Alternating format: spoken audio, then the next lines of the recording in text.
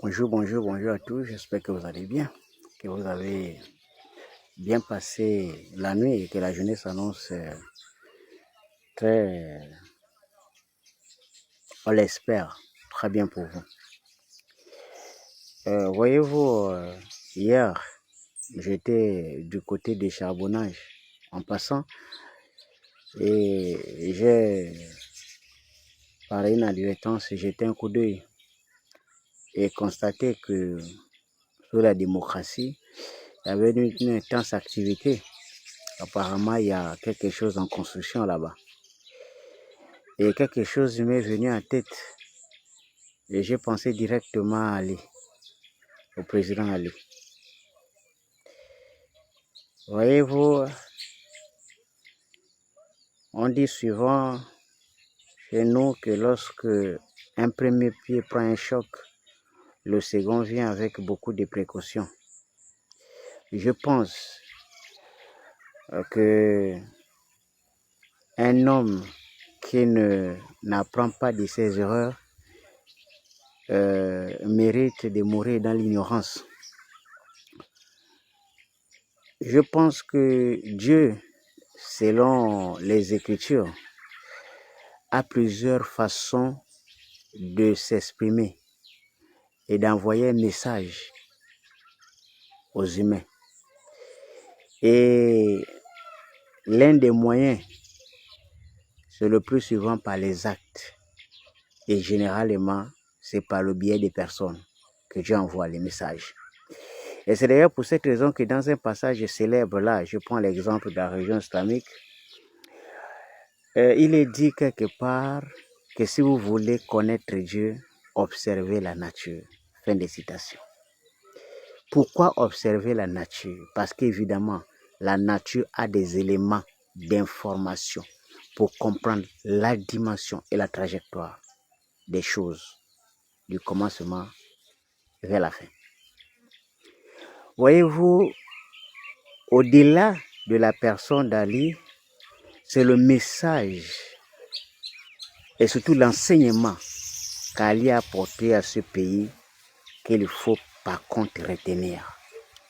Je passe souvent mon temps à examiner la situation pour essayer de comprendre la vision, la trajectoire et surtout les raisons. J'ai pris les budgets d'Ali de 2009 jusqu'en 2018 parce que c'est là où tout a basculé.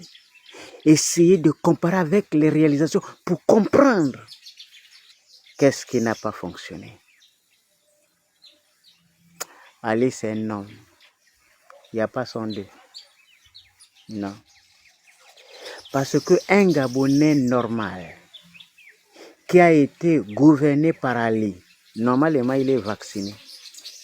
Ce n'est pas le genre de citoyen que quelqu'un peut tromper encore. Si tu trompes un Gabonais qui a été gouverné par Ali pendant 5 ans, même si c'est pendant 2 ans, ça veut dire que lui là, il va mourir dans la médiocrité. Parce que tu ne peux pas avoir un... tu peux pas avoir... Non, Ali, c'est un homme. Oh, non. C'est le sommet même de la pensée politique. Non, c'est un génie de l'histoire politique. C'est-à-dire, tu vois, quelqu'un se lève. C'est la particularité des dirigeants gabonais. Quelqu'un se lève et puis il y a une priorité là. Et lui, il va faire le contraire de la priorité. Non, Dieu, je ne sais pas le message que Dieu veut nous envoyer au Gabon, mais c'est extraordinaire. Hein? Tu vois. C'est-à-dire, Ali, il y a la rentrée scolaire a des problèmes. Et lui, il va prendre des Brésiliennes pour danser. Il y a un problème de déficit de ça de classe. Et lui, il va prendre les machines pour faire la course. Non, ce gars était magnifique. Non. Il faut remercier le bon Dieu pour avoir ce genre de... Je sais, les gens comme les Bali, c'est une fois tous les 7 ans que Dieu vous envoie quelqu'un comme ça pour essayer de vous éduquer. Non, vraiment. Quand je vois les débats d'aujourd'hui, je me demande bien pourquoi les Gabonais ne sont pas un peu intelligents pour comprendre les choses. Pour la majorité, bien sûr. quand vous avez été dirigé par un homme comme Ali, qui a presque accéléré, mis au devant de la scène la compétition à Missa Bongo, 6 milliards de dépenses annuelles, avec la certitude qu'aucun Gabonais ne pouvait rapporter cette compétition étant donné les conditions de préparation presque...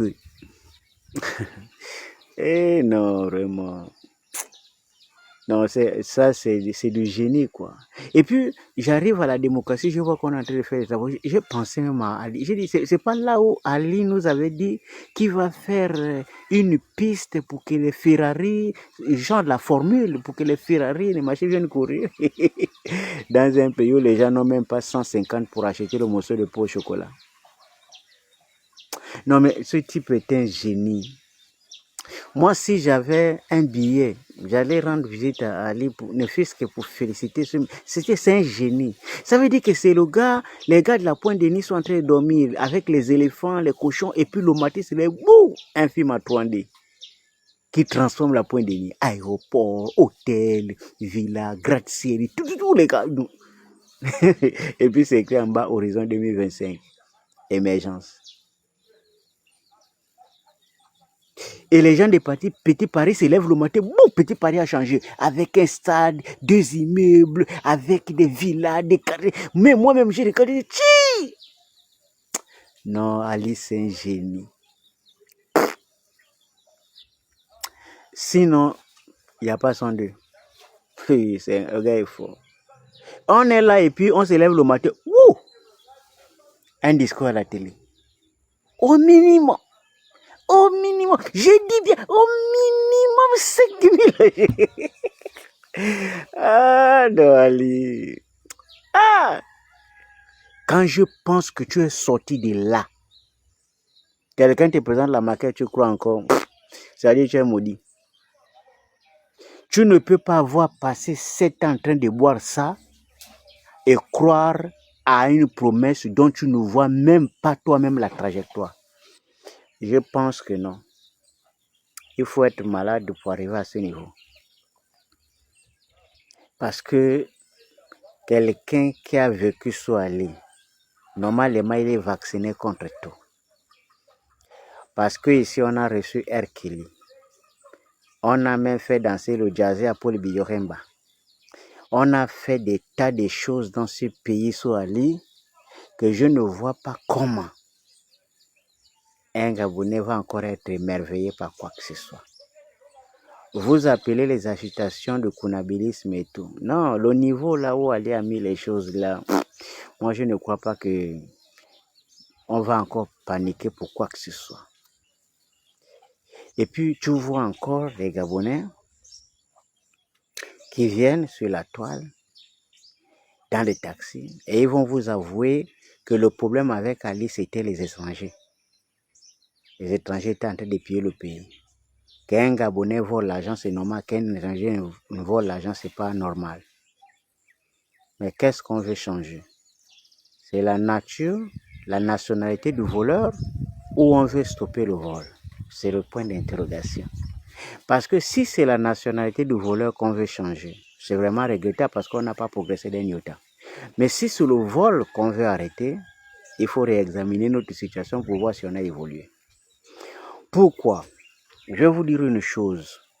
Parce que ce serait beaucoup plus grave si c'est un Gabonais qui vole. Je vais vous expliquer pourquoi.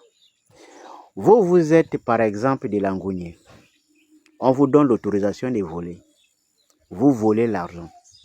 Sachant que l'argent que vous volez, c'est l'argent que l'État récupère dans les 9 provinces du Gabon. Et vous volez cet argent, vous allez chez vous à Langounier, peu importe le département, vous allez construire une villa pour vous-même. Ceux qui ont perdu le cerveau appellent ça que c'est une réussite parce que tu as construit quelque chose que les gens peuvent admirer.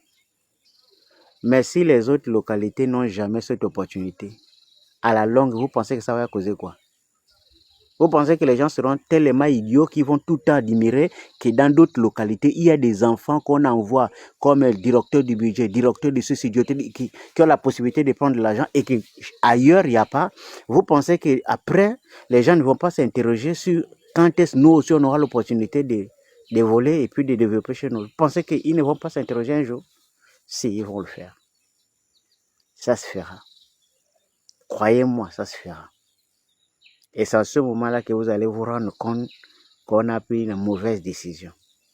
Parce que le principe de la loi, c'est que la loi n'a pas des yeux.